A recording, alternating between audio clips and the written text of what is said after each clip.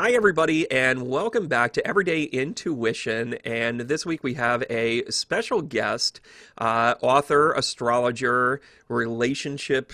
I don't want to call you a coach, but I'm going to say a muse, Yeah. relationship muse. Isn't that good? I'm a muse too, so I just say things and I call it funny. You should say that. Um, but with us here, we have Sandra Moren, and the way that how we kind of became connected. We're both a couple of budgering YouTube podcasters, videos, and I'm just kind of going through, and I'm like, okay, astrology, and and I'm kind of toying the idea of how much astrology I want to talk about and how many of these I want to do. Of course, I work with tarot and all that other good stuff. And then, I come across, Sandra's face like right up against the camera, and you were talking about this, beautiful change in energy and stepping towards Aquarian, and all these things I needed to hear in the moment. I'm like, that's her. I have to talk to her. And then I see pop up this really cool book that I couldn't wait to get my hands on. It's called Game Changer. And it was one of these things where at first I was like, okay, well, I want to get to know her, but I like the topic. I've always enjoyed the topic of understanding like how we cosmically connect, whether it is a deep-seated, marriage, or whether it's a business relationship. It was one of these things that in 2020, it was one of those hard lesson things that I really had to kind of pick apart and be like, how did I screw that up? And, part of it was that I owned it, and part of it was like, okay, well, they did this, but then I did this, and that doesn't really work for me. So next time around, I have to do it this way. And I think that's a way to really kind of raise emotional intelligence. And I'm giving you that kind of premise to really introduce Sandra. And Sandra, how would you describe yourself and the overall work that you do? Before we even get to the book and how it came to be, but how do you see yourself in the work that you do? I see myself as someone that connects with people and that actually assists them because of my background, okay, and my personal life experiences, near death, all the stuff I've been through, to help them get in touch with who they really are, to Yeah. find their purpose, and to go and to find meaning in life.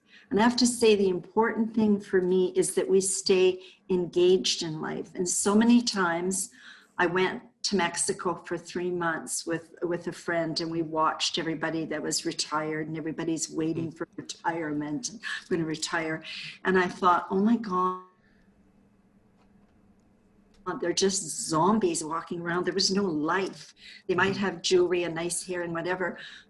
So for me, it's about finding our energy, being on purpose, finding meaning in life, and giving back to humanity. And what is your gift? Everybody has a gift, Yeah. okay? And find your gift. Don't be controlled by somebody saying you need to get this degree, you need to do this because this is it and whatever. It's just like find your essence and go for it. And the whole thing is, I'm going to be 73 in January. Stop.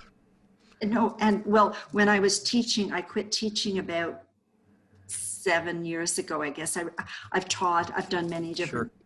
but my principal used to say to me, because I was brought into this new CT center to set things up. And he said, you are twice the age of most of the teachers in here. And he said, you have the most energy. You're double the energy. Yeah, we're energy beings. And what I would Yeah. like to help people with is to get in touch with their energy and I always say, because I've worked with students, they've won competitions, they've done good in business. It's like, let me help you light your candle. That's for me.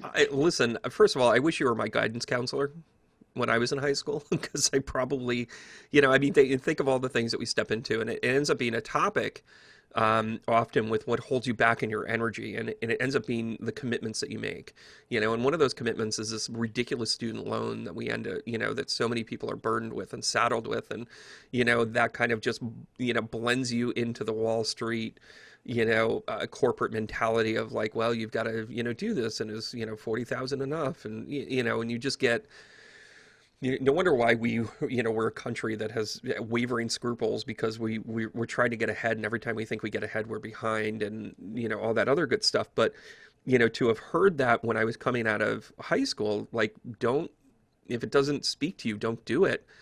How, why do we not teach that in school? Why do we not teach the idea of, follow your bliss without it being, we stigmatize the person that's like, hey, I'm gonna kind of, explore the world or backpack or, I'm just gonna kind of play it by ear. Why do you think we stigmatize that, and why do you think we not teach it? Well, because I think we're brainwashed, and there's where I need to speak to that. Okay, if I can. Yeah, I please. think the universe takes me wherever I need to be. Like by the time I was 23, I had 3 children and had a very successful business way up in the Northwest Territories as a hairstylist. That's what I wanted to be. Of Had no course. intention of going to university doing and had done my astrology and spiritual stuff all my life. All of a sudden, I go through a divorce. I owned commercial buildings. I lost everything. I'm a single mom. I got 3 teenagers. Mm. It's wild. I become a color tech, but now I'm teaching at a school and somebody says, Sandra, we need teachers. So the university is going to pay me to go and get a degree. Mm. Who's taking care of that? The divine. I had Yeah. no intention of going to university. Now I get into university, I'm an adult student, and I realize how crazy they are because and they think they're smart, Yep. and they're going to tell me my one class, and I think this will say everything. So the one class I'm taking, because I have a psych minor and I'm the oldest one, everybody's young. I'm sitting on the floor. We can't sit in a thing. And our new prof comes in and we have to sit in a circle. And he looks at us and he goes, by the time I'm finished with you, you will all have changed your belief systems. So they all sit there like this. The hair on the back of my neck goes up and I went, excuse me, sweetheart. Nobody, but nobody is going to change my belief system. Let's get that straight. Okay. So now he wasn't picking on me, but so No. I go to the bookstore and one young person out of everybody in class said to me, do you mind if I sit by you? Are you a grad student? I went, no, I'm an adult student that's just going to university for the first time, but I've had life experience. So he said, I hope you don't mind. I'm going to sit with you because I feel uncomfortable. One student. So to make the story short, I was driving 40 miles in. It was just a nightmare. Hmm. And he and I argued every time. He would say, blah, blah, blah. And I'd go, I don't give a da, da, da, da, what you say. It's not true in my world. Yeah.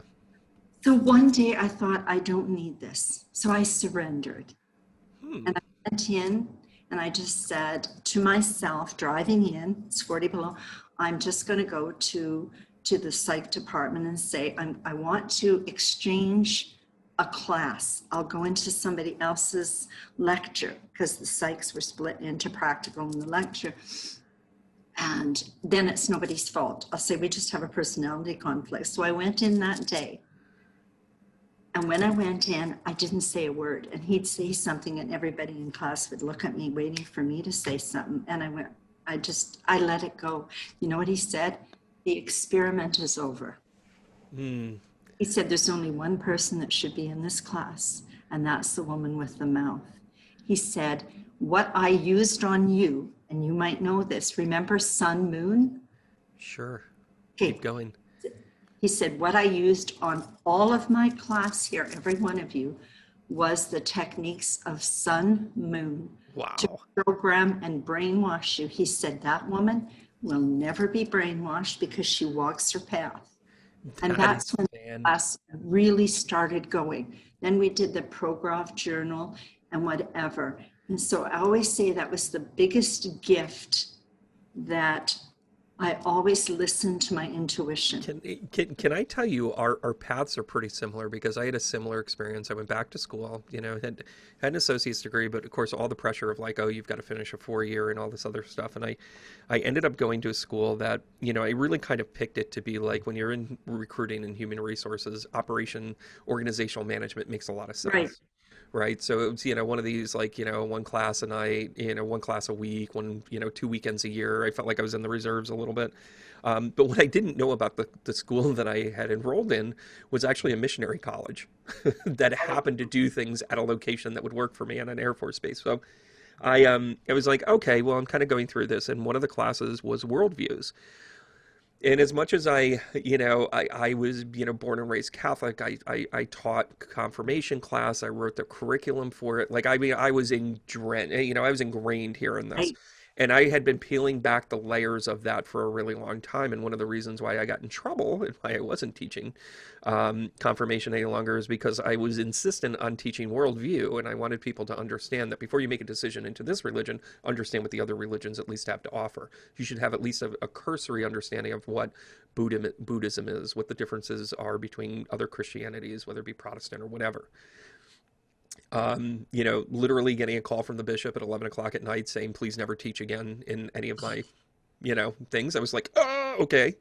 I had to tell you that story to now tell you this one. So I'm in this worldview class taught by an evangelical minister that later went on to be very successful in capitalizing on God. And I'm just going to say that. And he was really specific in our final paper. You did everything in modules. Our final paper had to successfully argue, what our worldview was, like what we believed in. And with unequivocally, he basically said Christianity gets A's. That was basically what he said. He said, you have to basically pit Christianity against, understanding what Islam is, and we just went down the entire scope. So, being the good student, because at the time grades were still a goal for me, I wrote this fantastic paper. I talked about all of the evidential, things to the Christian belief system and how it, how Constantine couldn't bring it down and how the Dead Sea Scrolls were placed on purpose. And I mean, I had it down. I had a sermon. I handed him the paper. He says, this is one of the most eloquent, well-written papers I've ever seen. And I said, so what are the grades in? He goes, oh, they're in. You've already done your due diligence. I couldn't give you enough A pluses at the end of it. And I said, well, here's the paper I wanted to write. And what he continued to read was a very eloquent and equally as compelling persuasion paper on how Christianity was the culmination of several different ancient cultures, including Buddhism, and how it kind of randomly cherry-picked different civilizations over time and tried to standardize it against astrology so that we had something to follow for control. Thank you. That's it. You and I had the exact same experience at different times, and here we are. I love everything about this. So, yeah, so it's amazing. So I think it's true in everybody's spiritual path. You have that moment, I mean, whether you call it a come to Jesus moment, your epiphany moment, your enough of the Christian talk, but rather your moment of truth, that authentic bar that you cross over and you go, whoa, who was that person? And I think that had a lot to do with what you put into Game Changer. How did Game Changer come to be? Like, how'd you come to write this? How I did. So over the years, I've done a lot of readings, okay? Mm-hmm. And I was single for 25 years, okay? In that time I was single, I had had some relationships, okay, not a lot, but never lived with anyone. So I looked after myself financially, emotionally, whatever. I'd raised my children, whatever. Mm-hmm. So, as I'm doing readings and I'm seeing the changes and I'm knowing where astrology is going, I know that we're moving into more of an Aquarian. So the Piscean is your Christianity, and where Right. we need to look up. So there's the codependency. We need to have a partner. Okay, we need to have a politician. We need to believe in a teacher. We need to believe in this. We need to believe in all of the external. How about believing in oneself and connecting with the divine? Okay, Yeah. that's the Aquarian, and I have a lot of Aquarian energy. So I started writing it about 8 years ago because I seen the friction in relationships. Okay, as Right. control, it was like comfort zone. It's like, so I really stress one's a parasite or an energy vampire, and then we have a host. Okay, and so the new model of Aquarian relationships, okay, is all about being whole. So there's each partner is whole. So they're Right. left, right brain, head, heart, hera, okay, and masculine and feminine, and then they come together into the relationship and what they bring. You've read it. Yeah. Had this, and I started writing it, okay, about 8 or 9 years ago. It was just there because I write a lot, so I'm writing it. Because my other books were basically on the spa industry, okay? They were Sure. published in New York, but this one I thought, so anyway, all of a sudden in 2015, I thought, okay, I think I'm going to kind of semi-retire. I always say semi-retire. I've done it a lot. Yeah. By the way, a very Aquarian thing, will never retire. This No, work no, is never finished. I never ever will. And that's Yeah. why I love Warren Buffett, not because he's one of the richest men in the world and he spends $5.35 on his breakfast and drinks 5 cherry cokes a day, but he loves what he does. Yeah. It's that energy, that passion is your passion. So I actually I thought, I think it's time I met somebody. So this is where, when we talk about synchronicity, we're going to meet certain Yeah. people. Okay. What manifestation language, by the way? I Exactly. think it's time for me to meet someone. I I know, want right? everybody at home to jot that down. Those of you that follow anything I've ever done, I want you to recognize that, Sandra, you and I spoke for like 5 minutes before this. We've had a few messages back and forth. This is our first time really speaking. I know. You are absolutely nailing what I think a lot of people understand as their relationship. They look at flaws and then they chalk up to everything as whatever. You just broke it down. You said, "Okay, I'm ready." Yeah. Which is part and parcel the first part of when you go, "Okay, I'm ready to do this." Go through the steps of the book, because I think that really kind of lays out a lot of like how those steps really have to come to be, and I think you experienced them while you were writing this. Well, exactly. Because then what I did was I ended up going on a dating site and met somebody. I met Michael, who is the co-author. So it was like, bang, we started talking, we got together and we started doing the book. I helped him sort his life through. He had a bunch of houses, he moved, we went, whatever, and we did it. And then it was like, then it was time to uncouple. Okay, and so it was honoring the uncoupling. We had came together, and the interesting thing is, because I have a lot of self-discovery tools, if I take his chart and my chart, what we were here to do was talk about the Aquarian energy. And Game Changer is an Aquarian book, and we are now coming into the Aquarian energy. So it was almost ahead of its time. Okay, so the bottom line is it's about discovering self, honoring self, being self, and that's why Game Changer is so. I actually did a 2-province book tour with Mhm. Indigo. Okay, and With Indigo? with Indigo. Oh yeah, they just loved me. I have the whole thing, all the flyers and pictures on my website. So I That's would go, wonderful. it was 40 below, and I would be there. And Of people course. would, Listen. I'm a little upset because it's like 18 degrees out right now. We've got a nor'easter going our way, which is why I'm wearing a sweatshirt, which I like never do on film. But it's so cold. I'm like everybody's just gonna have to understand that I'm gonna wear some Yankee colors right now. But it's when you're touring Canada and you hear -40, it's like you're doing it, and you have to go. And even the bookstore said, but yet people came out. of Okay, course. lucky enough, we had the tours. It was out there. I actually had a group, 395 people helped pick the cover because there was 2 different colors we were going to go to. And then I have 3, if you looked at 3 of the different people that endorsed it. Okay. Wonderful. And so I had all of this, it just happened. It just came together. And I trained actually with Jerry and Esther Hicks 30 years ago. Oh Okay. gosh. Of course. Of In course you did. Edmonton, they came. Of But it, course you did. I mean, I'm sitting here and I'm like, wow, this is, it just, just keep going. I'm going to listen to this. but that's why we have connected. That's Yeah. why we're connected, because we're here to be able to share. And that whole Aquarian energy is about coming into align with self. And it's funny because I was up at 4 this morning and I'm writing a new thing. I Hmm. just finished the solar eclipse and we're in the middle of this beautiful new moon solar eclipse in Sagittarius. So absolute perfect time.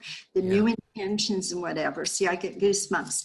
Then it's in the Aquarian energy. Then we have the big conjunction in Jupiter and Saturn going into Aquarius, and then 2023 Pluto does. So it's like people are waking up, and I talk about, it's like a light bulb goes off, or Right.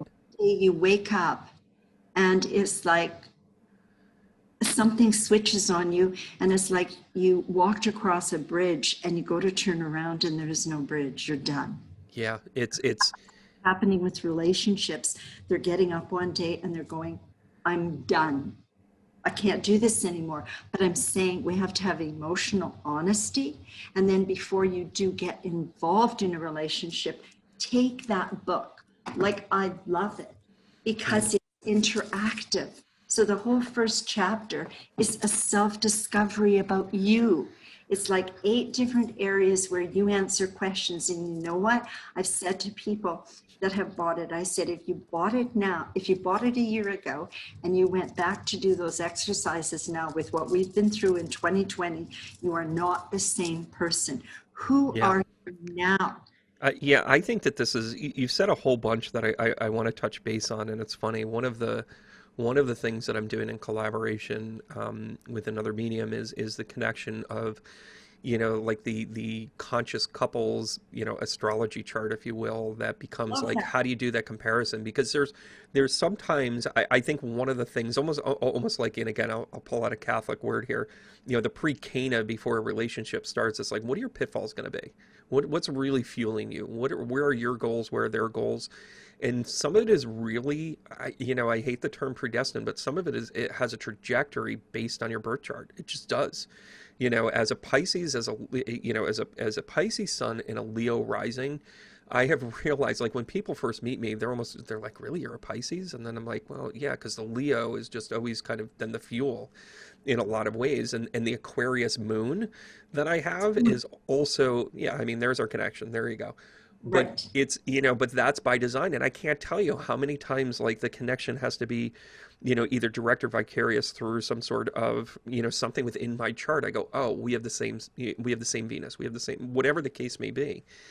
And, even in this book, I mean, when you talk about this, and I just want to speak about it for a second, some of the assessment stuff that you're talking about is, you take a look at things like personal communication style, what your boundaries are, how you treat your environment, how you progressively, look at, how you discuss things, how you talk about money, how the know thyself, which is, I think it's one of your favorite terms because you use it It a is. hundred times in this book, I know. where you're like, well, and I think it's kind of like, it's kind of like when you read like any thematic book, like a Chicken Soup for the Soul, or Right. the least bubble that points up next to it, where you're just kind of like, it kind of comes with its own cliff notes. Your buzzword in this is know thyself. So Yeah. you will consistently bring it up, and literally say, like, did you actually look at yourself in the mirror? And how did you progress with this? And I think that's the consciousness of a relationship now, where I don't know if we had it. I think individuals might have had it, but I think as a society now we're moving towards that, because the things that we used to think we were built on are gone. Like, it just like you said, you walk over the bridge, you look back, and the bridge is gone. That is the way that businesses are happening. This is the way personal life is going. Our politics are just, it's completely blown up in the last 5 years. Completely blown up. Everything you thought was real isn't. And this isn't a political show, but politics aside, what's leadership now? What is leadership? It really boils down to that person that's sitting across from you, how you connect with them, why you connect with them, how you discuss things, whether you discuss them. What is a boundary for you, and what's healthy and what's not? That, I think, is the emotional intelligence that we're at right now. And I think that's what we're being called into doing. And, talk a little bit about the collaboration of you and Michael, like how you, I don't want to say whose idea is it, because in a good partnership, it looks the same, but, what were the driving forces? What did he bring to the table? What did you bring to the table? And how did you mold them? How'd you mold them, rather? That's interesting. He brought a lot of practicality. Okay. Like he is an Iron Man. So he was very practical, very much into his body, very much working out every day and was a strong business person or whatever. And so I was the more spiritual one, even though I'm very practical. Okay. So Right. I had never done a squat in my life. I didn't know what it was. I didn't know those kind of things where, so he helped me with that. I Hmm. got a bike and it was interesting. And I actually said, I went on a walkabout for about 5 years with him. I lived up in the forest. Okay. Mm. We planted 400 trees, did a lot of stuff, and we would sit and talk about this, okay, and go over it. And then when we would separate and come apart, we would still work 7 o'clock every morning and discuss the different things, okay? So it was really about, and when it comes down to it, it was like being really honest. I would have to say the premise for me is because, and one of my people, because I have a lot of people that have done testimonials, one of the fellows, and I'd like to do a thing with you and him one time too, because he's a gene key guy, is Okay. that he said to me, I'm very open to that. people, beware, buyer beware. He said she will cut through and she will tell you the truth. So if you're not ready, okay. And I think the most important thing is to honor what you're feeling and honor your truthfulness, okay. And so one of the things with Michael was he always had to be kind of nice, okay. It was like Yeah. like being agreeable. Well, I'm not agreeable, okay. And so relationships will sometimes trigger. And when they trigger, you can look at it two ways. You can point and be mad, or you can say, boy, I need to do some work. So once we had uncoupled, okay, and we were honorable, I talked about that. Hmm. He did Yeah. talk, was the whole thing is you get really emotionally honest with yourself. And I did a lot of past life work, which all my life I have, Right. really into myself for a full year and went, wow. And so I think what he brought was realism, but he also brought where you have to be nice. Well, to me, it's not about being nice. It's about Yeah. being real. And one of the things I will say that drives me crazy, especially because I was a teacher for 20 years, I've taught in a prison, I've worked with youth offenders, I've had such a great background, is that I believe I don't care how old the children are, you are a family dynamic. So if you're Right. going to break up this family, okay, you uncouple and you uncouple with integrity. So you sit down if the kids are 4 years old, if they're 10 or they're 20, and if you say, I fell out of love with your mom, I have found somebody else, okay? Because if you look on the back of the book, one of the ladies that is the endorser is the publisher of something called Divorce Magazine. Right. For me, this parent alienation, and my press release is on the bottom of my email to you, is that if you look at Lisa Lynch and whatever, and to me, it's about the children. And we all are children. We have the inner child, which is Chiron, Yep. okay? And how can we stop hurting through lies? Yeah. It's being emotionally honest, Brandon. To me, that's the Yeah. biggest thing.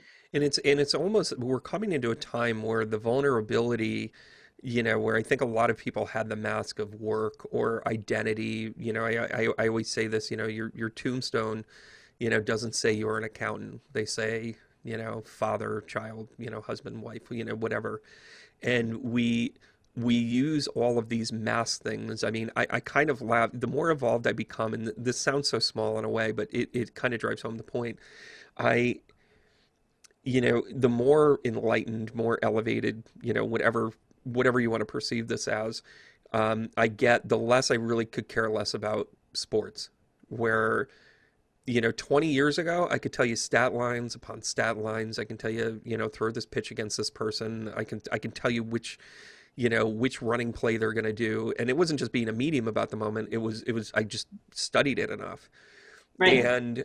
And what happens is that once you peel back all of the layers of all those distractions, then you're left with that one component. And I have someone, I know someone well right now that is going through that whole kind of contentious split where, this, I'm telling you that just what you just said actually is going to help, I know, at least one person, because they're literally right in the thick of it, where, the husband and the wife can't get along. They can't sit in the same room. When Oh, one of them does the littlest thing, they're all over it. There's lawyers involved, there's police involved. It's nonsense. It's literally nonsense. And, this is a really good reminder that there was a point, a therapist would say there was a point you were in love. So go back to that moment and find that moment. And if you can't work on it, at least go back to that moment and respect them in that moment so you can move on. And I think I think this is a really critical, important tool as we come into this, because I think the world is done with fighting. Does that make sense? yeah, because see, it's done with the polarization. Okay, because the Aquarian is just, this is interesting too, because somebody said, why does it say how to love with your head instead of your heart? Okay, which is really interesting. And the one fellow, Dr. Yvonne Young, who is one of the top relationship coaches in the state, Sure. and that's a whole story of how I met him. It was through astrology, and he Well, was I have a feeling we're going to do a whole bunch of these, just to let you know. right, crazy. But anyway, he said, and that's what I said, it's because emotionally what happens, the hormones work, the endorphins are going, whatever. Yeah. And then all of a sudden you go through the honeymoon phase. So if we look at it more logical, and that's where the Aquarian, because the Aquarian, everybody goes, okay, Aquarian energy is like, yeah, the what is it, the age of Aquarius. I'm going to sit around. Free love. Yeah, we're rejuvenating that whole thing. No, Aquarius energy is, hey, self-responsibility, Hmm. self-efficiency. We have to use now, it's a very impersonal sign, so it's very intellectual. We're going to have some great things like the med beds, a lot of new technology, a lot of things coming out of it. But it's about, now it's time for you to get real with yourself Hmm. and get tuned in. And it's really funny that you say, I'm a Leo rising, and you are too. I have a Venus in Aquarius, and you have a moon in Aquarius. Okay. You're a Pisces. And we have just moved from the Pisces. And the Pisces, interesting enough, was very connected with the church. Of And course. these people are going to be quite the The what, Jesus sign. The well, Jesus, yeah. the And Jesus symbolism. well, yeah, and we pay to go to heaven. That's all I have to say. We pay. Yeah, well, and it's, and again, it's like when you break down, this is kind of the synopsis of the ancient culture conversation when I talk about the Bible. The Bible is a big, giant astrological symbolism. We move from, the slain of the bull, which is Taurus, and then we move into the slain of the ram, which is Aries, and then Jesus represents the age of Pisces. And when they meet the water bearer at the edge of the town in the house is the age of Aquarius. It literally spells out how symbolism is acknowledging that it was meant to bring us through the age of Pisces into the age of Aquarius. Literally, the Bible says it's an expired document. And I know Catholics and Christians are going to rail me on this, but it literally counts that way. It's really funny because I met a man years ago who Hmm. was Greek Orthodox. And of course, my dad didn't believe in religion. He believed that it was outside. We come on a farm. Okay. Wonderful. And so it was like the birds, the trees, whatever. And the priest would come and tell him, you should come to church. And he would say no. But the interesting thing is, this man told me, and I don't know that much about religion, and that's fine. Okay.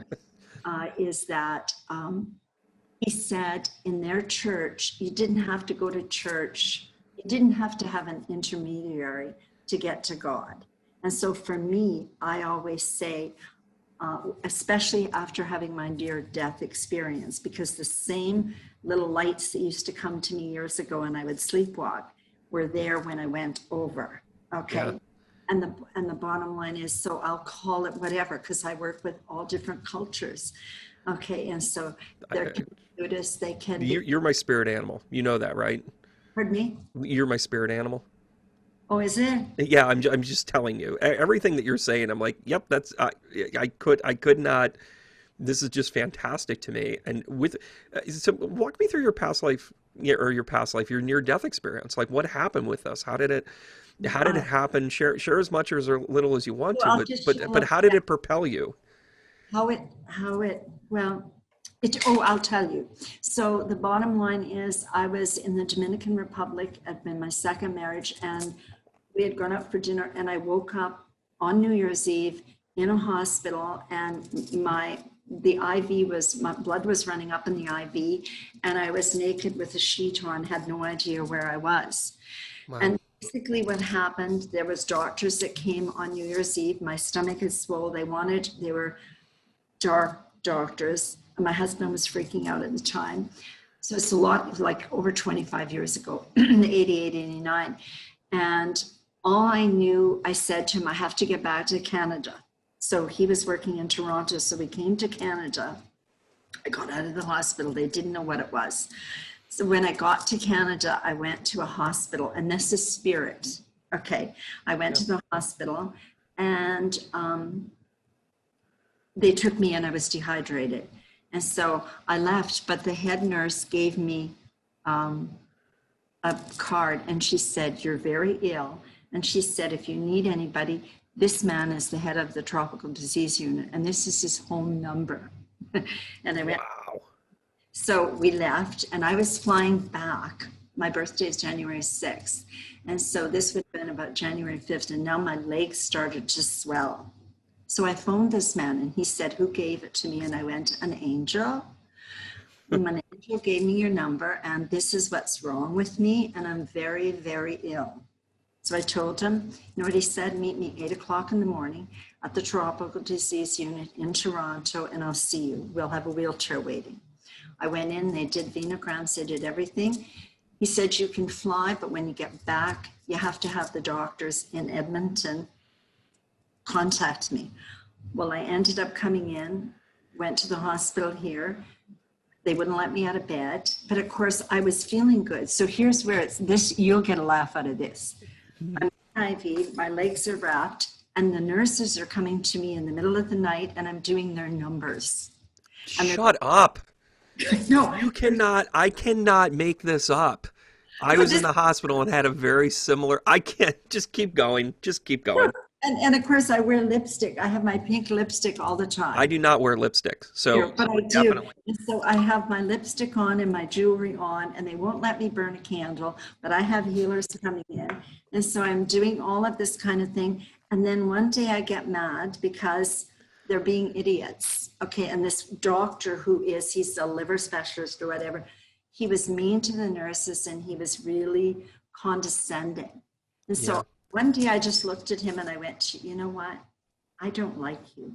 You never did get a hold of the doctors in Toronto, because you know what? You're such a narcissist. You think you know everything and you know nothing. And I am leaving this right now. He said, well, you can't come back. I went, I never, and the nurses are standing behind me, the head nurse, and she's going, yes, yes. Yeah, that's awesome. I walked out. I got a hold of a Dr. Stephen Ong. Okay. I had been teaching at the time. My whole body broke down, though, right down to the bowels, right down. I couldn't, and the prognosis was I would be in a wheelchair in 5 years. And I said, give me 1 year. And that was my year of healing. And so what that did for me was, when I went to the other side, I wanted to stay there. And those 3 lights were there. And the 2 bigger lights, the wiser ones, no, you're going back. The little one was feeling sorry for me. That's why we can never feel sorry or enable anyone, because it doesn't do anything for their growth. And so I knew then I needed to go through this to be really strong, to go on, and what I needed to do. And basically that's my story. Was it easy? I had to learn how to walk. Yeah. I hardly had anybody around. I would never give up any one thing that I've had, and I've had a lot of struggles. Yeah. I wouldn't give up one of them because that's who I am today. And even this year, I had a struggle. I had a struggle with my eyes. I've had a struggle with the vehicle. And it's been the last week that it's just like, wow, I made it. I made it. I made it, whatever that looks like. And it's funny, I do apologize because I got a little exasperated. I had a time where I had a, an infection, and I never even, like, I barely even had to go to the doctor ever. No broken bones, no stitches. So, super healthy, all this other stuff. I mean, overweight, mind you, but, I had a foot infection, and I found myself in the hospital, and a podiatrist coming in going, well, we're going to be taking off part of your foot tomorrow. And I was like, whoa, wait a minute, time out, hug me first. I'm like, get to know me. Right. No bedside manner whatsoever. And I really fought him on it, and he ended up being proficient in his doctoring skills. As it kind of moved backwards to, oh, maybe we just need to work on the infection type of thing. I had so many things that which is why I can't wait for my book, sorry, shameless plug, coming out in the spring. Oh, good. Because I talk about this like in wholeheartedness, like it was a profound experience for me. It wasn't near death, but it was life-changing insofar, I don't think that you fully been made aware of like what you mean to people. And I don't mean to be all George Bailey about this and It's a Wonderful Life, but you really do recognize like what your impact is when you're sitting by yourself in a hospital room with no one around. And the funny part is, where our stories are incredibly similar, I think I read every single person on that floor. And I mean, I'm talking like night nurses coming in at like 2 o'clock in the know. morning. It's like, we're here to check your sugars. We're here to, check your pulse. And, is there anybody around me? Like it was like without fail. But I'll tell you though, something really profound came out of this. And, I was really fortunate because where they put me in the hospital, I was at the very end of the hall. I was literally like the last bed, and I know that there was like a hall thing, down or whatever, a stairwell rather. But I was there, so I was kind of my energy. I wasn't surrounded by negative energy. I wasn't surrounded Right. by whatever. And this was like a general floor. There wasn't one specific thing, but we were all waiting for surgeries. It wasn't ICU, but it was, kind of at the critical care level. And because I was septic and had all this stuff going on, and there was a gentleman, I'm going to say a boy, who was probably in his early 20s. And, all I could think of is the, Bill Cosby record when he goes, so what are you in for? I'm getting my tonsils out. We're getting all the ice cream we can get. Like it was one of those scenarios. Yeah. And I'm looking at him and I go, what are you doing? And he said, I'm literally waiting to, have heart surgery. And he said, I hear you reading everybody. And he said, am I going to make it? Yeah. And here I am. And we stayed up all night and we just talked and we talked about like what his life meant to him and, what his choices were going to be and, how he's going to, go about this. And he had done some significant damage to himself. A Yeah. lot of it was self-inflicted. And that was actually what drove me to become a recovery coach.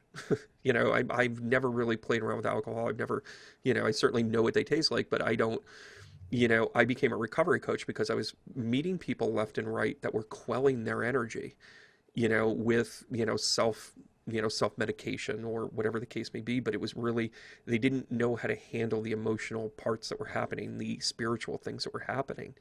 And, that's what I got out of mine. But I think it's funny that we have yet another parallel where it's like, oh yeah, I'm reading everybody on the floor.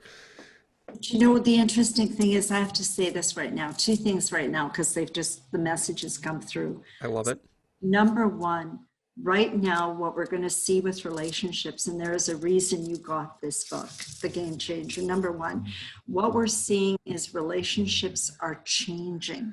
And the interesting thing is, we are to be completing all our past life ancestral and personal, cleaning it up, letting it go.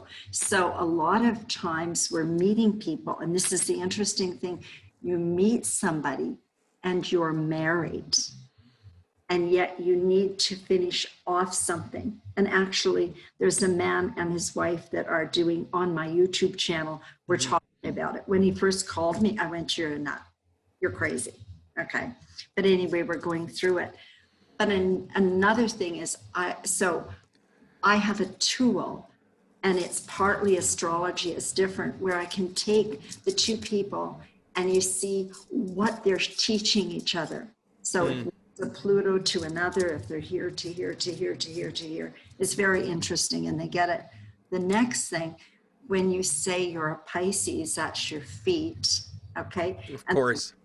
Yeah, but the other thing, your weight, and the other thing with recovery and whatever, and this is what's happened, okay? This is just, I have to share this with you, is just that a lot of people that have any kind of, it's almost like an addiction. I'm going to eat too much. I'm going to drink too much. I'm going to do too much. Hungry eyes.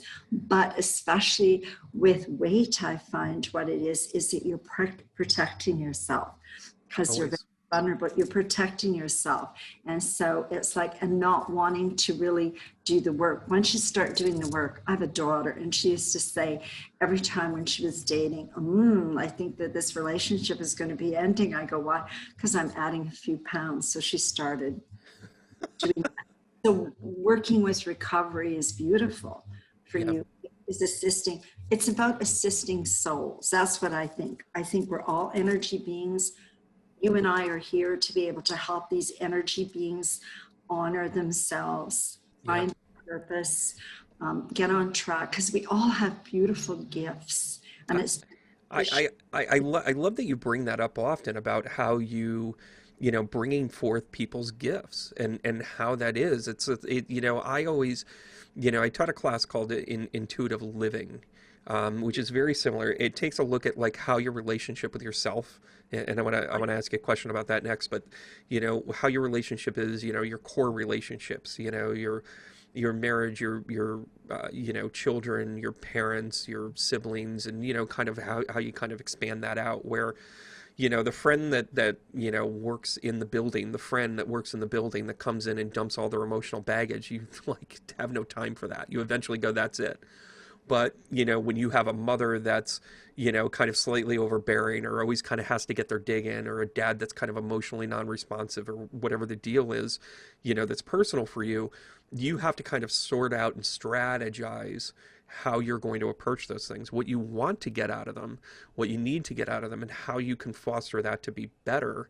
And, the part that I definitely want to go back to with what you were saying is, when you enter, the belief system in this book really talks about how you can really be a cognizant player to your relationship, where where you are, as I'm reading this, I'm like, this is all about the brain power. And when I teach intuitive development, when I teach anything, I'm always talking about the emotional IQ. Always, always, always, right. always.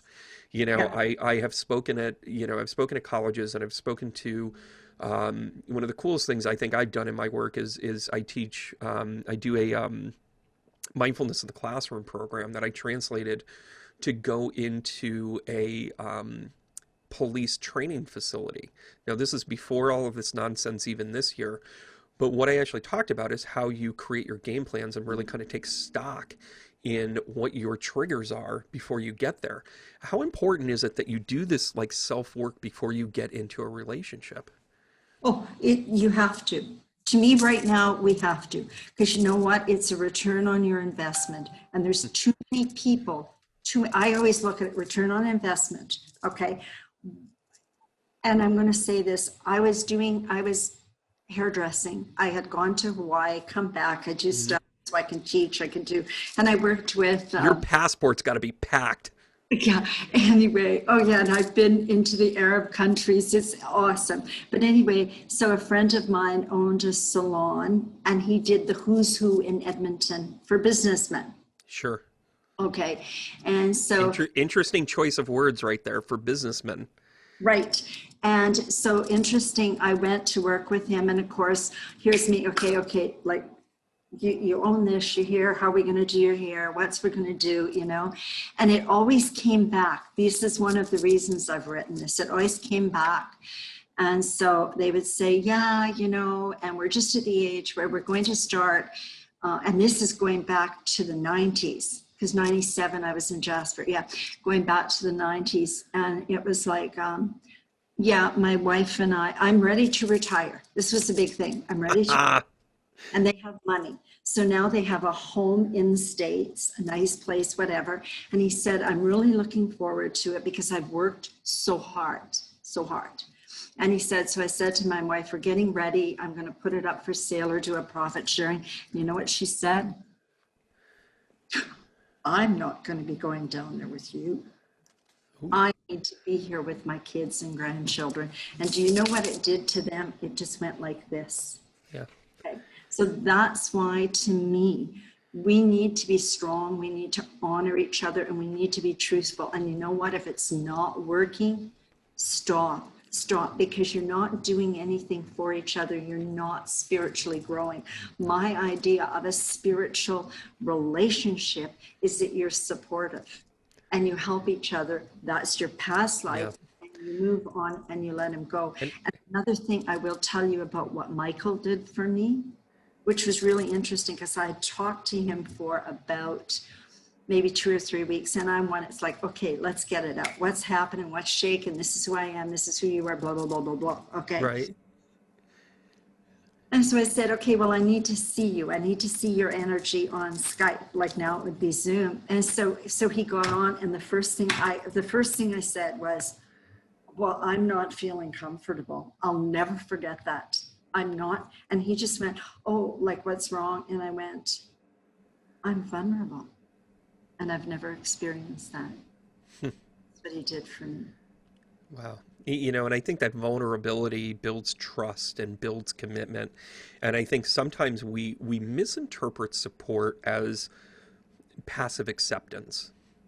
You know, where we say, "Oh, you go do your own thing." I mean, one of the biggest insults I've ever received, like ever, was when I was coming out, and I talk about this, like, you come out as a medium, and you're like, yeah, I have this gift, and I meant to share it in the world, and as I was doing that, I had a friend of mine literally stop me, and I'm all excited about it, like I'm jazzed about it, I'm helping people, I'm finding purpose, and not that I'm preachy about it, but I'm very like, this is my thing.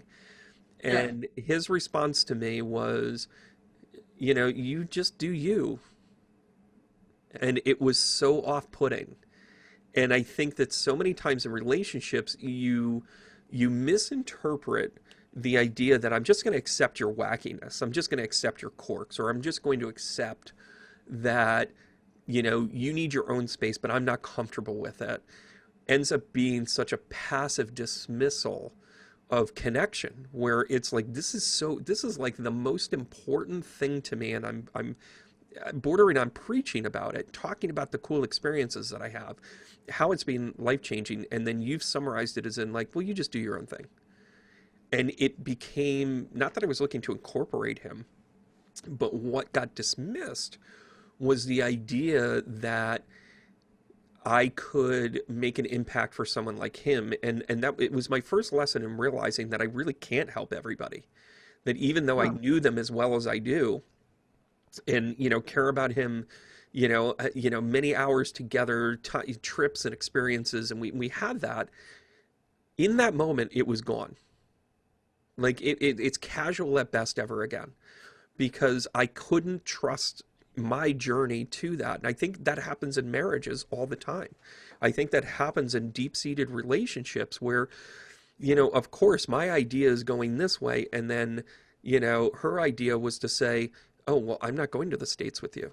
We were right. we were not collaborative in that, because, retirement to one of them isn't the retirement to the other one. And, but I think we have this passive acceptance where it's like, oh, well, if you want to go to the States and live there, go ahead. and then we were left with the, well, she didn't love me, or he Right. he didn't respect me, or whatever. He has every right to sit there and go, ah, you do you, but he had to communicate it in a way that put me in a place where I was like, you're never going to respect anything that I'm saying about this, and I have to respect that you're not going to respect that, and this is where, at best, I'm never going to open myself up again. Right. And I think that's what happens. People will shut themselves Hmm. down. They live in their little bubble and they're safe. And so I have people, they either really like me or they really don't like me because I have a Pluto. I have such a hard time thinking that they wouldn't like you. Now, No, that being said, I know you're the type of person that delivers something to just rip the Band-Aid off and be like, well, Brandon, you don't floss in the back. And I'm like, oh, I thought I was better at that, right? You know, but so see, that's just it in the astrology chart. Where are the nodes? So what you came in here and what your gift is and what you need to move towards, I can see. But one of my teachers, because I have had many teachers, were sitting in a class, like this is maybe 40 years ago, and she said to all these, they were all women, and she goes, does Sandra Alexcae, does she kind of piss you off at times? And they go, yeah. And we don't know why, because she's never done anything to us. She's always nice, I love that. whatever. I And you know, love that. no, it's true. And you know what Chris said? It's because she has Pluto in the first house and she can see through you. And Yeah. so So what's in your first house? What's your I have rising? Pluto. I have Pluto and Leo in the first house. Jeez Louise. So you can see through people and you really don't care But about like, I don't even know. Like I can remember because I worked with the Aboriginal women for 13 years yeah. and start them and come back. And they went to a college here.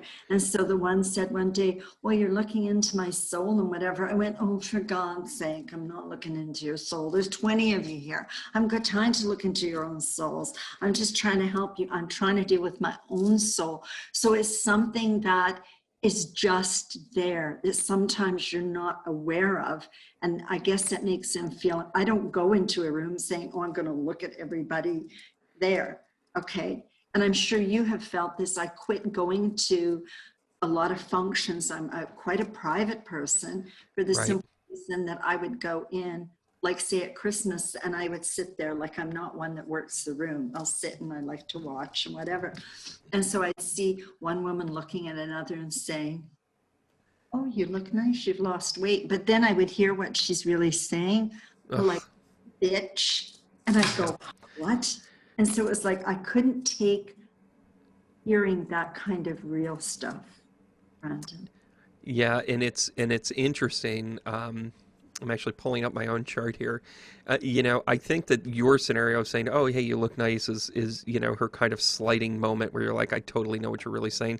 I think that was my epiphany in that moment where I heard, you do you. You go be your own person. I what I heard was something completely different. That terminology, is somewhat respectful, or it could be deemed as respectful. Like, hey, I don't get it, but go ahead and do it. But to me, it cut right through me, and I think that I think is the interesting part. So I refreshing even kind of my own, my own memory as to where I am. My Pluto's in the second house. Oh, your Pluto. Well, guess what? So your Pluto, because Pluto is where we transform. You're transforming in your second house, which is all, it's really, its natural home is Taurus. So it's all about beauty. It's ruled by Venus, but it's about worth and value. And so when you shift through your big transformations, you're going to see a lot of money. Okay. Well, Because it's, from no, from it's from your like, lips to my accountant's ears. but all that is money is just energy. It's Yeah. energy. It flows. And so it's like you're going through a shift, but what degree is it? You'll have to send me your chart and we'll do I will. Because I'm fascinated by the astrology of something. And I want to bring up one more thing of the book before we wrap up. But with the astrology of the day, and we're recording this, we're a few days away from the solstice, here in 2020, and we just had the eclipse. We've got the Jupiter Saturn conjunction, the Christmas star, and again I bring this up because of the flow of the history of how the Christmas star was really what they followed. And, the three wise men were really astrologers. Don't get me going on that. But it's, it's the dynamic of the importance. But talk about the astrology of what we're kind of being forced. I'm using the word forced through, but I've used the analogy that we're really getting birthed right now. Like we're Okay. in the 2020 has been the great birth canal where Okay. we had our conception that was like, whoa, what is this? It also sounded like a coronavirus. And then we normalized it, and then now we're like in contraction mode where everybody's just like, what's up with the energy, what's up with the energy? So talk a little bit about our date and time today, and I think this could be a reoccurring thing for us. Okay. What I want to say is because Pluto is the transformer. Okay. And so Hmm. I've been telling people this since 2007, 2008. We're in for a big shift because Pluto went into Capricorn. So it says what we're going to do is we're crashing. We are destructing all of the hierarchies because they're all based on greed. Yeah. Okay. They're corrupt, whatever. Okay. So as we've gone on since 2007, and then Uranus was there for 7 years to say, who am I? A lot of people weren't listening. So guess what? 2020, what happens? And then I do the numerology too. 2019 was a 3 year. Everybody was asked to become more authentic. Okay. 2020 is a 22. So it's a master number. And it's like, what's your foundation? And it's about creating wealth, and our own wealth is our worth wealth. Okay, Yeah. ourself. Okay, now January 10th and 11th, we had the Jupiter, the Saturn, and Pluto. Hmm. Jupiter, and there was an eclipse, and it just went boom. Yeah. Okay, everybody was to open up. Now, what's happened? We have gone through tremendous. Basically, what it was, we had to go into lockdown because we could not stop. We had to keep buying. We had to be being with people, being with people. It was like, now stop, stop. We were shut Right. down. Okay. And so what we're doing now, what's Aquarius about? Aquarius is about freedom. So we realize now that there is something, and I'm not even going to get into this, that is trying to control. It is the good and evil fight. Yeah. Okay. Good and evil fight right now. However, the most beautiful thing that just happened, which we're in today, is we had a new moon solar eclipse in Sagittarius that gave us some hope. It was like, wow, we've made it this far. We've made it this I love it. Keep going. We've made it this far. Okay. And so that's really exciting. And then what's going to happen next is we have the big Jupiter Saturn, and it's going into Sagittarius. It's going into Aquarius. Aquarius. Yeah. So it's going from Capricorn into Aquarius, and it's going to be at 0 degrees on the solstice, which is a critical degree. So this is Hmm. critical times, but it's beautiful times because now, right now, I just did this morning, I sat down and did what my new moon intentions were. Oh, and isn't that the way that I think we have to really kind of grow with this too? Is you bring up the ownership of Yes. like our energy, and bringing up, I teach a class called Mastering Your Energy, which is just a series of things of just centering yourself, of just centering your energy, doing simple exercises that allow you to center with that. And when you say new moon intention, or you bring yourself forward into what you want, how you manifest, it's so critical that you take on the responsibility yourself and say, I have to do this. If not me, then who? And you're responsible for your own part of it. And what is the energies of the conjunction of Saturn and Jupiter to you? So that's the interesting thing, because if we think of Jupiter, we think Jupiter rules Sagittarius, and Jupiter is very optimistic. It's very advancing. Okay, it's It's the it's expansion. it's expansion. Okay, but then if we think of Saturn, okay, what is Saturn? So now Saturn is more practical, it's hard work, it's the teacher, it's karma, it's all of those things. Now, interesting, they're in the sign of Aquarius. Okay, so they're going into Aquarius. And what now we need to understand the Aquarian energy. Aquarius is freedom, Aquarius is rebel. Aquarius is impersonal. Aquarius is Hmm. getting together. It's wholeness. It's very future orientated. So when we put it all together, if we put it all in a cup, okay, what it is, we are to be responsible for ourselves. We are to be, we're to take ownership of it, Mm. to go ahead and find out who we are in this moment and what it really is that we want. So there's this saying, we hit the dark night of the soul. Okay, so now it becomes a Keep choice. going. Where are you going? Now that you have this choice, now you've hit rock bottom in certain areas of your life. You look at your areas, you've hit rock bottom. Where's that tiny bit of light? Where can we go? And guess what? And a lot of people are talking about the Pleiades, the Stargate, the Alliance, whatever. Sure. I say, nobody's here to help you, baby. This is Yeah. your journey. This is you get up and you walk. Because I, you know what?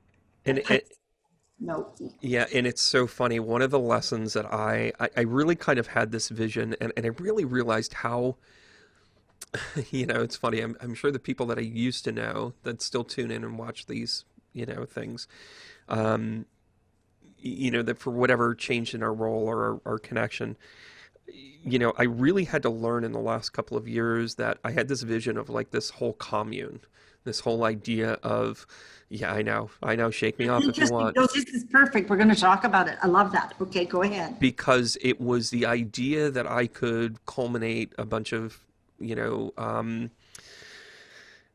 healers, energy beings, any, light workers, whatever category you want to have that in, whether it's from therapy to counseling to mediumship to massage to nutrition to astrology to shamanism. And I really kind of had this vision to say, like, hey, this is all this thing. Well, the way it got portrayed was like, oh my gosh, this was like, the Leo rising's got to have his ego and he's got to have these people on board and all this other stuff. And the reality was, I was actually looking for them to pull their weight and do their thing. What I've realized in the last year plus was that I basically was like, no, you're not pulling your own weight, let alone you're looking for me. And what I realized was that it was this juncture, and this has everything to do with not only the astrology that's going on, but also what you talk about in the book Game Changers, is that you realize that you've got to kind of be, in order to be a good partner, you have to be a good soloist. You have to bring something to the table. Yes. And sometimes bringing to the table, if you think saving somebody is bringing something to the table, you are doing everything wrong. Everything wrong. Like, and that's, so whether you translate this into the personal business, side of this where you're in connecting, when somebody comes to me for a reading, they're looking for closure. They're looking for connection. They're looking for guidance. That's my job. My job is not to text them a week later and say, so how's it going? How are those steps? And that was something I learned really early in my career where I was just like, that's just too much. So, I've gotten it like in baby pieces. Then the big transformation was, this is the stuff I'm going to do my own. I have talked about doing a podcast YouTube thing forever. Forever. I've had the equipment sitting around forever. And proof positive, and I owe this guy a note. I actually put together a film crew, and I had a studio, and it almost looked like a thing like Zach Galifianakis, like Between Two Ferns, and he and I sat in a chair, and I interviewed him, and I just thought it was Right. really interesting stuff. But it was the precursor to doing these podcasts, so I was still ahead of my time. It's just I had all these things pulling apart for me. But what's your take about what I just said? Because I Well, know you're chomping at the bit here. it's absolutely perfect. It's perfect because that was the Aquarian thing. You had to do it, but you had to go and see how you could structure everything. And then it said, okay, we're going to wipe that all out and we're going to take you and you're going to go there. And that's what you're going to do. And that's why we're here. Because you know what? Aquarian is very technical. I love my computer. I had no idea how to put a YouTube channel together. I had no idea how to do a Zoom. I had no how to, and I would say when I first got on, have patience with me. I don't know if I'm sitting right. I don't know what my color's like. Can I tell you, as somebody that watched it, it was actually one of the most endearing things. Like, it actually kept me because you were real. And I think so, we're getting to a time, and even me, I'm somewhat classically trained, the radio voice and being in front of people and all that stuff. And I'm like, oh, I've got this easy. But when I hear somebody be authentic, like that's why I share so many personal stories. And I'm actually just sharing the screen. I want to make sure people jump onto your page. It's Game Changer Oh, Game On. And you can get the book that we're talking about. It's really well laid out. I mean, and by the way, I love the fact that you currently have 317 subscribers. There's your 11, everybody. Come on, can we get an amen for the 11? I should probably take a look at mine, see where I'm at here. But oh, it's true. And guess what? My birth path is 11. of I'm course, of course it is. Of course it is. I'm a life path 6, so I'm supposed to change stuff. You're supposed to change stuff, but it's also ruled by Venus. So it's all about beauty and worth. You come back to, because your Pluto's in your second, a lot of things happening for you there. Oh, that's perfect. Thank you. I love this. And by the way, total kudos on this. You and I also, I think you and I like launched our page pretty much within the weeks of each other.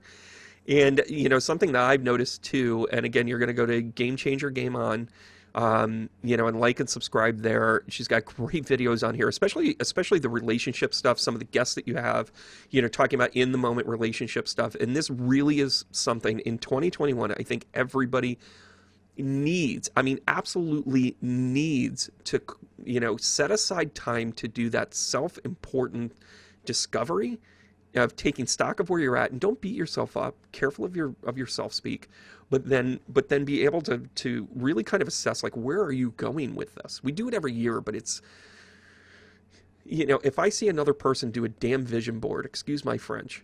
Oh, I'm sick of it. I'm sorry. It just, it's a quick way for, Karen to get a quick $20 down at the spot. I laugh about it because I'm like, what are you putting into this? I think these are real tools. When you hear people talk about relationships, the challenges that you have, the becoming, the astrology, where the thing I love about your videos is that you talk about this, you have something prepared, but then you also really talk off the cuff, where when you talk about it being like, you have to figure out what this means for you. You are the perfect messenger in that moment, because what you're doing is exactly what Spirit's asking you to do, which is don't overthink this. Don't try and translate this. Don't try and make it quirky. Just be the messenger. The right people are going to see that. So when I saw that, that's what made me go, I'm going to watch this a little bit more. At first, I'm like, I'm going to have her on for astrology. And then, just like me, there's so many more things to it, to your conversation. And I think I love your work. I know we just met, but I love everything that you're doing here. And one thing I want to point out, and I want to kind of capture, I want to speak to my audience here for a second, because my audience, two things that I always, whenever somebody signs up for a class with me, it's almost like, now that we're in Zoom world, it's almost like a drinking game, like how many times I bring up journaling. Like, you should journal every day. You should journal. You should write. And one of the things that I always also tie into it is a tree. And this was literally my showstopper, the tree of partnerships. I wish I had it before, but I'm glad I have it now. I think that I can irrefutably kind of just to quantify unequivocally that if I had this tool in 2016, my life would look so incredibly different right now, with how I dealt with business and how I dealt with relationships and where I went with things. And as I tear it all down and I say, okay, where am I going to go with this? How am I going to work with this? This is the exact exercise that I have craved for so long with how I connect with people, like top to bottom. I mean, I've always looked at the value matrix. And by the way, I want to share this with you. And I think I'm supposed to give this to you. And I think we'll talk about it further down the road. I use a term called return on energy. And it's funny because when you were talking about return on investment earlier, I think the conversation really is about return on energy. It's not, return on investment only talks about the time value of money, time value of that energy. When you talk about return on energy, why do we get a cup of coffee with somebody? Why do we hold the door open for them? You don't get any monetary return on that. You do get energy. You feel better. Right. You pass it along. The way that you have this tree of clarity, laid out. It's meant to be like a partnership thing. It's meant to be like Right. you do yours, I do mine. And so many times, and I've already taken things from this book. I'm actually working with somebody to regenerate the mindfulness in the classroom, to rethink it in COVID times. And I said, I'm going to sit down and I'm going to do my business plan to this, and you're going to do your business plan to this. Right. We're going to come to the table and we're going to see where we match. We're going to figure out where our planets align. We're going to figure out where our houses are. What's your strength? We should have both synchronicities in places and we should have complements in others. Right. This book freaking nailed that. Like, Sandra, I don't, this is like, I'm not, this isn't a paid endorsement. Click on this and buy 100 of them. I don't see a dime. I'm literally, I cannot profess enough how clear and concise this, this 160 page book is. You really, like, do you realize what a gateway you have been for people that have been trying to figure this out? Do you know that? I think somewhere in my heart I do. And that's why, I'm not concerned about where the sales are or whatever. It's going to come when it's supposed to. And it was ahead of its time. It's an Aquarian thing. It was something that I needed to do. That all I know is that, and a lot of it was downloaded to me. A lot of it was just there. And one of the things I do know, because there is I'm a Capricorn, so there's a strong business sense to me. So what Right. did I do? I went to all because I did in Calgary, I did astrology in the Big Indigo bookstore. So I can Mhm. really connect with people. But I went to the different stores and I went to the Indigos and the Barnes and Noble and I said, where's your relationship? They didn't know who I was. I Yeah. said, I want to see the relationship. And I'd say, what book do you recommend? And it was like, well, I don't know. And I went to one lady. This was in Edmonton, and she took me there. And I said, so which one is good? She said, there's only one good one. And I go, what is it? And she said, it's the language of love. And I go, I know that one very well. And I said, why would you say it's good? And you know what she said? Because it has interactive exercises. And I said, I can hardly wait until you see the one that I'm going to co-author because it has. And she goes, really? So take it a year later. I am in her bookstore doing a book signing. And she walks up and sees me, sees the book, and she goes, it's you. I go, yeah, I told you I'd see you. She opened it to the first chapter, seen the exercises, the interactive exercises, and said, put one aside for me. I'm working right now. I'm coming to get it. That's all I can say. It's just like, it's there. It's So, so, there. I, yeah, this is the best ever. So, first of all, I love your stories. I think we should do this on a routine basis. Vice versa, we'll do a home and home. I'll be a Yeah, I guest on want to do yours. one with you so I can put it on mine too. Well, and listen, we'll make this happen. I'll send it to you, and I'll make sure you can download a link and all that other good stuff. But listen, two things. Um, do you mind if I pull tarot cards here? Oh no, that would be great. Do whatever. Good, because I already did it, which is part of my Leo rising. I kind of ask for permission after I do it. So right out of the gate, you're King of Cups. So of course you're like you have figured out and you have mastered the ideas of like love, how you spend it, what you spend it on, you get a return on it, a return on energy, and you totally kind of own this. You guys are gonna laugh at this. I cannot make this up. Whether you realize it or not, you can watch me go back and shuffle it. This is how the cards laid out. So you're nothing but a celebration right now. You're a Three of Cups.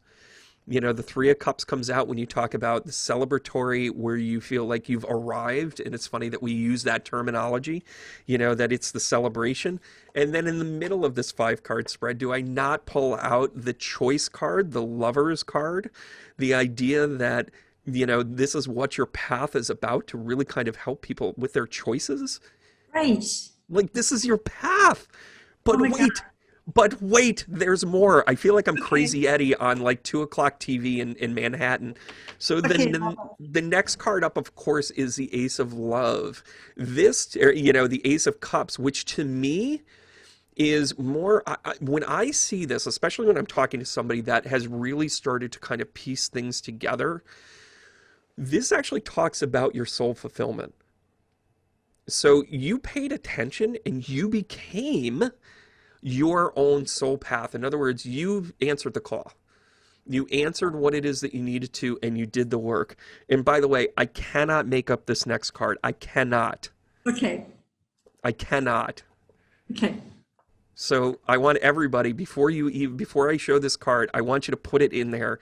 And what you're going to do, if you type in the correct answer, and again, if you do it after the fact, I can't really, talk about it, but if you interact with the page and you put down what card it is that you think I'm about to reveal next, I'm going to pull a winner from this. You're going to get a free 1-hour tarot reading with me. We'll go through the whole thing, and I'm definitely going to get you connected. I'm also going to send you a copy of this book, so you're going to get 2 things. That's how much I believe in this. Are you ready? This would be the Star card. This would be the Aquarius card. Oh my God, I love it. I cannot make this up. Ooh. There was no, I can't make this up. So the Star card, you don't get the Star card because you just walk through life. No. You get this because you realize what value is. You realize how we're connected. You understand duality. You understand that there is good and bad, but you don't judge it as good and bad. You see it as the perpetuated, constant human condition in how you are connected to both the divine and the human, plight, whatever that is. The Star card really, this is the Aquarius card. You know that. No, I didn't know that. I didn't, honestly. The Star card is the Aquarius card. I Right. cannot, so, here I am, love, lovers, love, life path, Aquarius. That is awesome. I can't, and this is the cool part about you.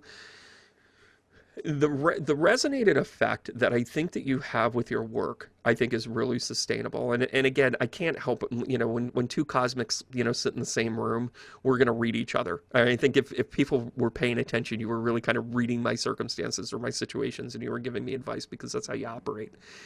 When I sit with you, I'm at ease. I'm at peace. Of course, you're going to have a conversation about how when you were at university, people would want to sit near you because of your energy. And I think that is, at the end of the day, that's our superpower. Our struggle, our challenge is figuring out how to best be the person to sit next to. How do we create our boundaries? How do we create our message? How do we create our purpose?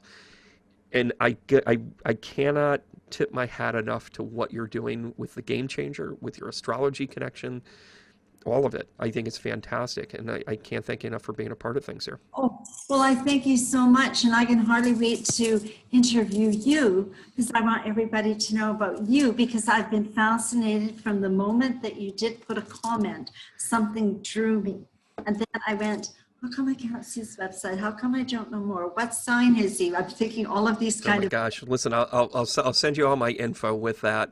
Yes. And one of the most fascinating things that I found about my chart, and I go back to my chart once a year. I look at it. I'm like, where am I at? What am I? Even though I go back to the natal chart and I look at it and I'm like, it's static. Like, you should remember that after a while. Well, I purposely don't see things. It's like watching a movie again and you're like, oh, I never saw that again. Or I didn't see that quirky thing, or did you see that?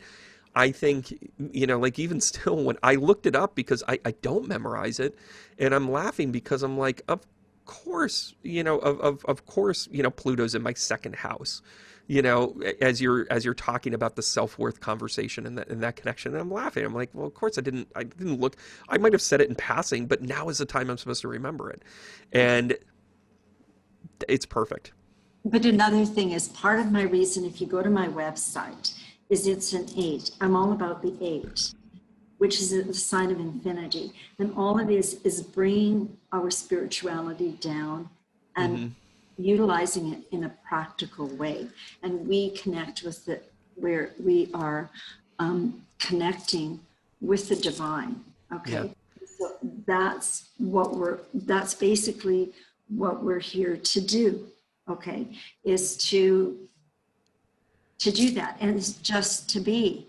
And people will judge whatever, and there was a time where they judged me, but you know what my dad used to say? That was it. He's the one that gave it to me.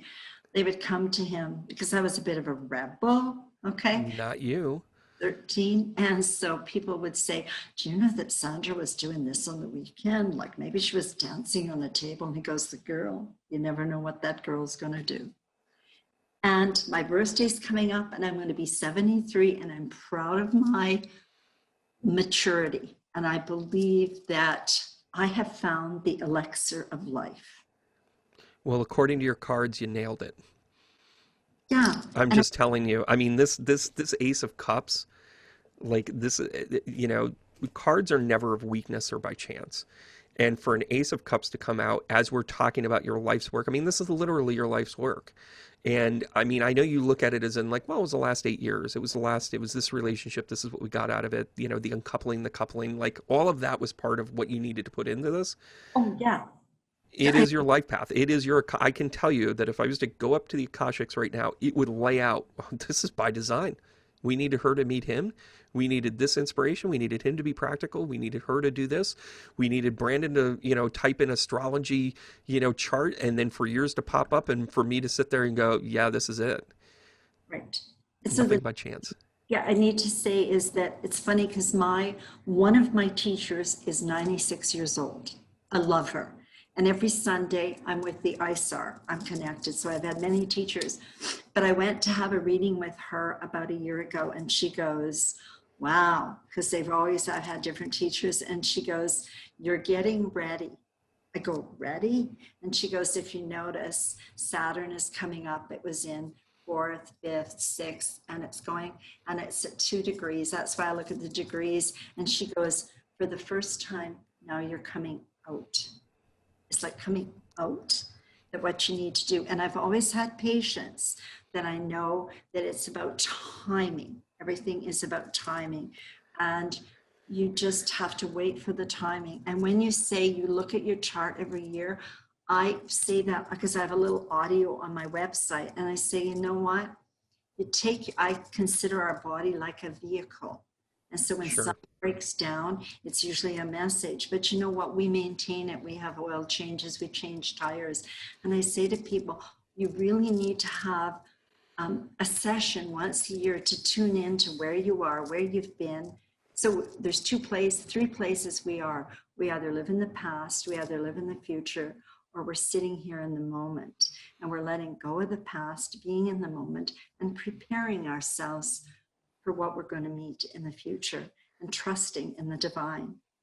I love that's the perfect way to wrap up this Perfect. podcast. And Sandra, it's I think our paths were crossed for a very particular reason, and let's let it unfold. I can't wait to have you back as a guest. I know my students are going to be all over this. This is an incredibly fascinating topic and conversation, and I like having musicians. I like having artists. I like having muses. I like having comedians. I like having astrologers. But when you meet and I think we're all teachers in our own way. I think Yeah. you are genuine in so much of what you do, and I want to thank you for being a part of my path, in all of this. And I can't wait to see what's coming down the road. I know we're going to have fun. Thank you so All much. right, Sandra. And listen, as we sign off, we do the heart tap for one another. Since we can't be together and hug and handshake, we give each other the heart tap to let you know that we care and love for one another. So, Sandra, thank you so much, and I want to thank you again. And remember to keep going. Thank you so much. Take Thank care. you. And many blessings, everybody, and enjoy this beautiful time.